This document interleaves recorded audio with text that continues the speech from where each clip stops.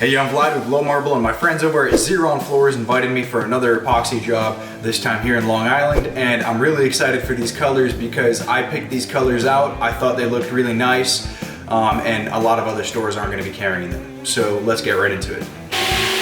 They poured self-leveling on the floor to make sure that everything is all nice and even, and now they're going over with a buffer with some sandpaper underneath it just to prime that, open the pores up a little bit so it's going to accept the primer a little bit better.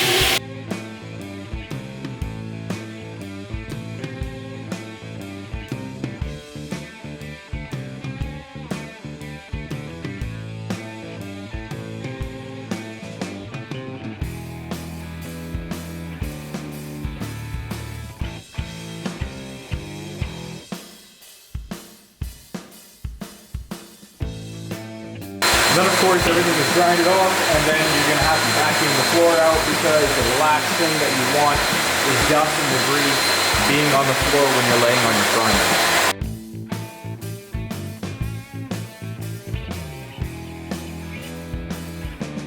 Now once we're done vacuuming, there's a bunch of little micro holes that appeared inside of the concrete, and we're going to have to patch those up with some feather finish.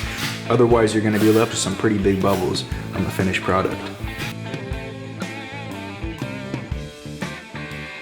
Now we're ready to mix up our primer. We're going to be using 100% solids pigmented epoxy. That's our GE100.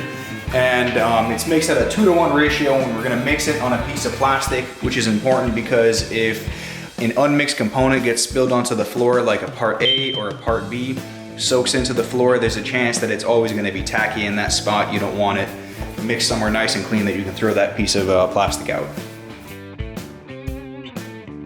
When you open up your can of pigment, you want to kind of pre-mix it because a lot of that pigment has settled down onto the bottom.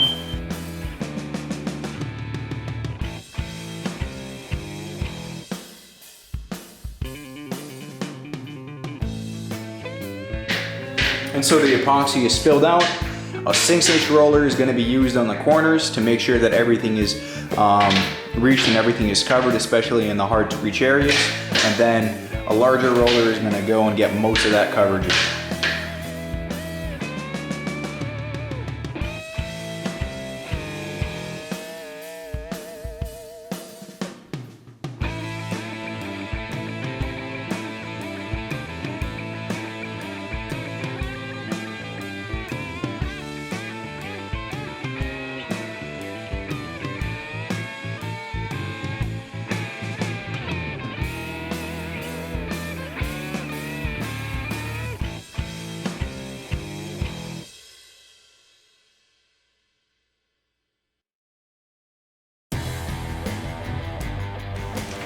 So we came back the next day, and now it's time to start sanding everything down to lay on our metallic epoxy. After we sand it, we're gonna have to vacuum it just to get rid of that dust and debris, and we're gonna be good.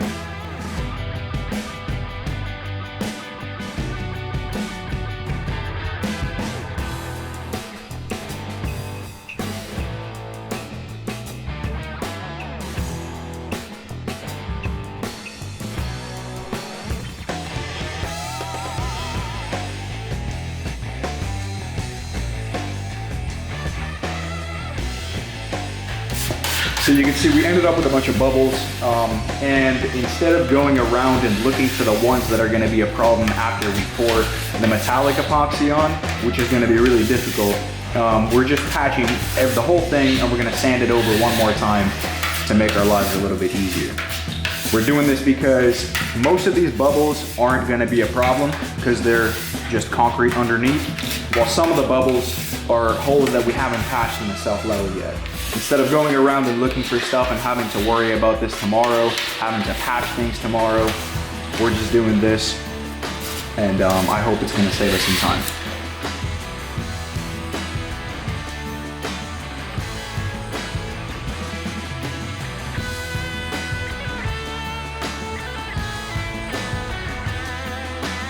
So again, we're gonna be using our GE100 epoxy, 100% solids, 2 parts A to 1 part B, and we're gonna mix in 5 colors: blonde, champagne, pearl, brass, and slate.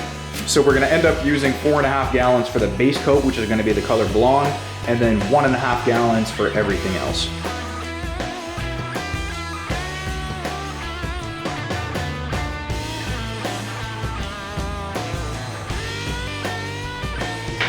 So the base coat is poured out. It's going to be spread out with a squeegee, and the hard to reach places are going to be hit with a small 6-inch roller to make sure that everything is completely hit with the epoxy.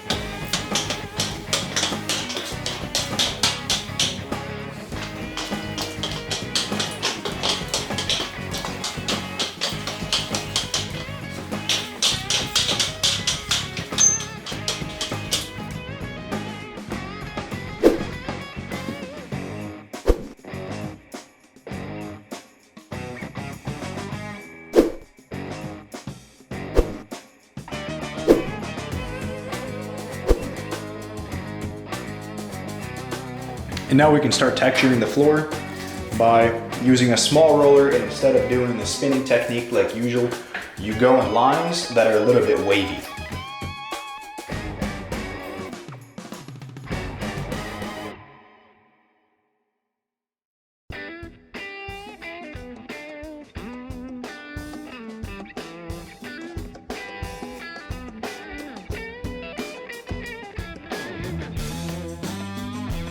So we came back the next day. Now the next step is gonna be to sand the floor, vacuum it up so that we can put our sealer on. And you're sanding the floor because you want that sealer and the epoxy to stick together and make sure that the sealer doesn't chip off eventually.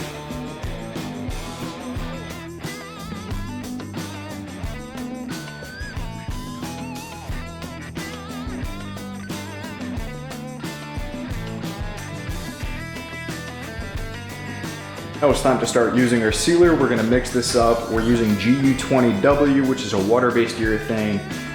It's a little bit thinner, so it spreads out a little bit more and gets a little bit more coverage than the solvent-based, and it's also a little bit less stinky. It looks a little bit white right now before you mix it, and it's gonna look a little bit white while you're rolling it on, but as it cures, it starts to clear up and you're not gonna see that, that white tint to it. And again, we're doing it on top of a piece of plastic because you see there's a little bit of spillage. We don't want that on the floor. You mix it for about 3 minutes and then you're ready to start rolling it on with a regular rollers.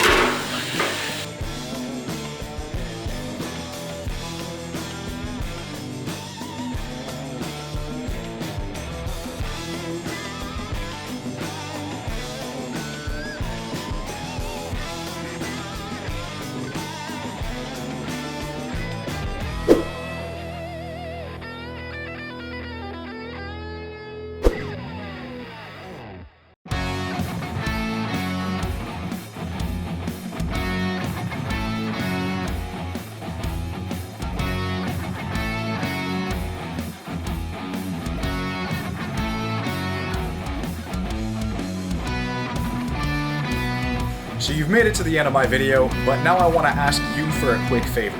See, the YouTube algorithm gets tricked into showing my video to a lot more people if a lot of people comment on it. So criticize me, praise me, or just ask a question. As long as you leave a comment, I'm going to appreciate it a lot. Thanks for watching, and stay tuned for the next video.